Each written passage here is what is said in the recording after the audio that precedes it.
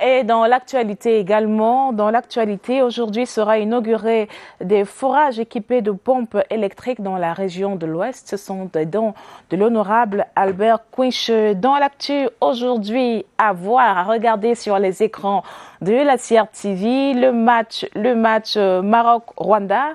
Le Maroc qui est champion en titre et qui croisera donc l'équipe du Rwanda pour la deuxième sortie du groupe C ce vendredi au stade de la réunification de Bepanda, à retrouver à 17h sur CRTV Sports and Entertainment.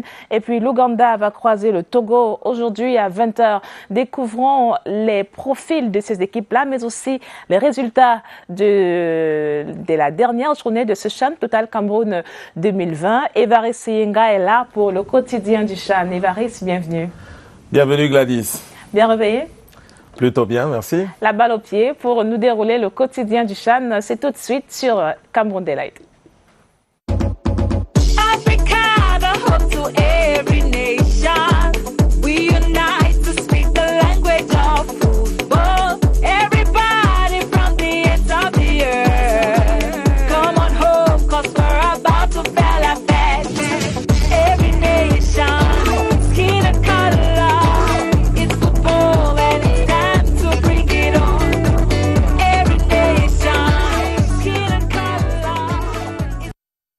Bonjour, c'est le moment de vos informations sur le championnat d'Afrique des Nations, la 6e édition en cours au Cameroun. Voici les titres de ce vendredi. Poule B, on marque le pas sur place. Libye, République démocratique du Congo, Niger et Congo se tiennent. Les deux résultats nuls d'hier prolongent l'attente des qualifications pour les quarts de finale. Les buts et les réactions à suivre dans un instant. Les Lions A' consultent leur montre. Il n'y a plus de temps à perdre. L'équipe du Cameroun s'est remise dans la préparation du match de la 3e journée. Écho de la tanière dans un court instant.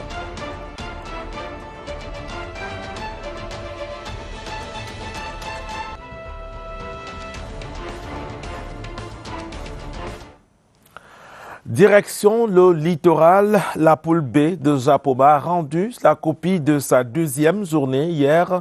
2 matchs, 2 résultats nuls au score identique d'un but partout. Libye, République démocratique du Congo, puis Congo, Niger, 1 but partout. Voici les temps forts et les buts.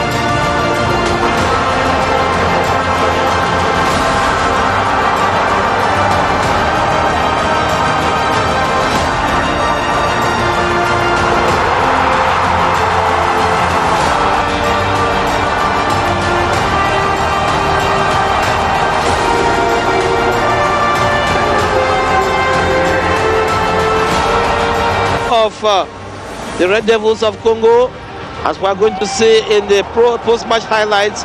They controlled the first half of the game. This sporadic and close misses from the menace of Niger, like the first one where Idrissa Garba Halidou failed to beat Pavel Villa at close range, and they missed so many scoring opportunities back to back. The referee or the team's coach Haruna Doula was very, very worried. Ibrahima Djibrila Issa also. Voilà, la République démocratique du Congo a arraché une grosse performance à la Libye par une égalisation miraculeuse à l'ultime seconde du match, signée Amédée Mazassi. Voici la réaction d'Issa Mampeko, le capitaine des Léopards, et derrière Pamphile Mihayo, sélectionneur adjoint. Le consigne du coach, mais la réalité vraiment du terrain était encore trop différente et voilà. Le match était un peu difficile au départ, mais on a essayé un peu de faire un effort et on est quand même revenu et voilà. Ça va. Je crois que en place, il y avait une très bonne équipe défensivement. On a eu à travailler durant ces 4 jours. On a eu à préparer notre équipe par rapport à ça. On le savait bien que ce match sera difficile et compliqué pour nous. Donc il fallait que nous puissions nous améliorer techniquement. Et voilà, en première période, on a eu des soucis par rapport à ça. On n'a pas eu beaucoup plus de mobilité dans les jeux et aussi pas plus d'intensité dans les transmissions de balles. Et après, c'est vrai, comme mon confrère l'a dit là, donc égaliser à la dernière seconde, c'est quelque chose d'extraordinaire. Merci à Monique Félicité Chuen pour ses réactions recueillies et sélectionnées. La Libye reste encore sonnée après cette victoire arrachée à l'ultime seconde. Ils en reviennent à peine. Zoran Filipovic, le sélectionneur de la Libye, et Salam Sola, le team manager de la même équipe, dans ses réactions recueillies et sélectionnées par Clarissi. Trying to recover my players in the physical and psychological moment, you know. It's really hard for them to suffer the last seconds this draw. They did the very best in their capacity of physical and mental, but we have 3 days to do this, and we have to win our last game, and then everything is possible to go on further on this tournament. Unfortunately, you can see in our group that's happened. There's no many goals. Unfortunately, like that, you know, because the teams are very strong, very hard to beat them, and physically very, very good prepared and tactically also. That is the football, you know, and it's for the strikers it's very difficult to score. But this is the football. This is minus our game, but. My players work hard to do their best to play more offensive football, and during the last game and tonight also we have some chances to score second goal or first goal against Niger, but you know, it's football, it's hard to explain how it's happened, but we'll see if it's happened maybe in third game, very important for us, and maybe by strikers can score the goal. We suffered the goal. Voilà, donc c'était les réactions côté libyen. Voici le récapitulatif des résultats de cette deuxième journée dans la poule B. Libye, République démocratique du Congo, 1 but partout. Même score entre le Congo et le Niger. Incidence au classement, on le voit dans le tableau suivant. Incidence au classement, la qualification, c'est pour plus tard, pour les quarts de finale. Cela peut encore attendre. La République démocratique du Congo est en tête avec 4 points, suivi de la Libye et du Niger, 2 unités chacun, qui arrivent à la 2e et 3e position. Et la République démocratique du Congo occupe la dernière position. Pour le programme du jour, aujourd'hui, 2 rencontres vous attendent au stade de la réunification. C'est à Douala, 17h d'abord. Le tenant du titre, le Maroc, recevra le Rwanda, et sur les mêmes installations à Bepanda, à 20h, Ouganda, Togo. Rencontre à suivre en direct sur CRTV Sports and Entertainment. On reste donc dans cette poule C, celle basée à Bépanda. Victoire oblige. Si le Togo veut continuer d'exister dans la compétition, dans le CHAN, le Maroc, lui, rêve d'une qualification pour les quarts de finale à travers victoire cet après-midi. Ambition avouée hier à la conférence de presse d'avant-match, conférence de presse suivie par Joseph Guetta-Mandeng. Voici l'économie. Ça passe ou ça casse pour le Togo ce vendredi au stade de la réunification à Douala. Les éperviers sont condamnés à remporter le duel qui les met aux prises avec les crânes de l'Ouganda. Si on veut continuer l'aventure, nous sommes obligés de gagner ce match. On est déterminés. En face, la sélection ougandaise veut faire mieux qu'au premier match. Les matchs suivants ne se ressemblent pas. Et lors des matchs d'ouverture, les équipes ne se dévoilent pas. À l'issue de la rencontre de levée des rideaux ce vendredi, le Maroc pourrait se qualifier pour les quarts de finale. L'encadrement technique dit avoir des ressources pour cet objectif. L'ossature de notre équipe est constituée de joueurs issus des 4 clubs là qui jouent l'Afrique et qui sont toujours qualifiés pour les demi-finales et les finales des 2 coupes africaines. Pour le Rwanda, les matchs se suivent mais ne se ressemblent pas. Les gars sont prêts pour la compétition. En plus, ils doivent être positifs, réalistes, efficaces devant les buts. Avec le nivellement des valeurs, les pronostics ne pourraient être pris au pied de la lettre, même si le Maroc devance ses concurrents de 2 et 3 longueurs. C'est un équipement de production et de retransmission utilisé en télévision. C'est celui que la CRTV a acquis tout récemment. C'est lui qui vous permet de vivre en direct les rencontres du stade de Bépanda, la réunification où est basé le groupe C en temps réel. L'outil des dernières générations vous est présenté et ces 25 caméras vous sont présentées par Baldwin Sama. It is a unique mobile production unit acquired by the government of Cameroon for CRTV, and for the first time, the Flykeys is used to produce football matches. It is made up of a TV production system for cameras, video, and audio switching equipment. The Flykeys is a 25 camera production unit subdivided into 3 different parts. You can put it in a few boxes and you take your flight to anywhere. This flight case is 25 camera mobile production unit. You can have 6 cameras if you wanted, 12 cameras, or the totality. State-of-the-art slow motion units are available here of different qualities, as the fly case can easily be displayed.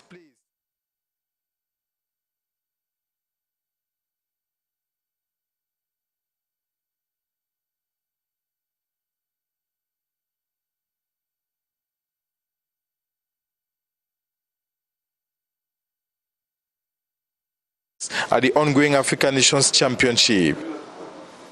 Merci Baldwin Sama. Pas de répit pour les Lions A'.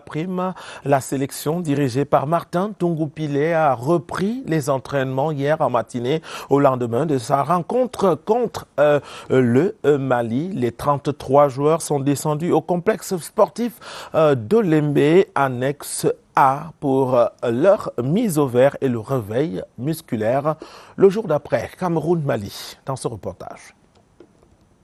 Le jour d'après des Lions A' est un concentré d'activités situé entre la matinée et la mi-journée. Aurélien Etamengombe refait le match avec quelques membres de sa famille. La dame n'a rien oublié des moments forts du joueur contre le Mali.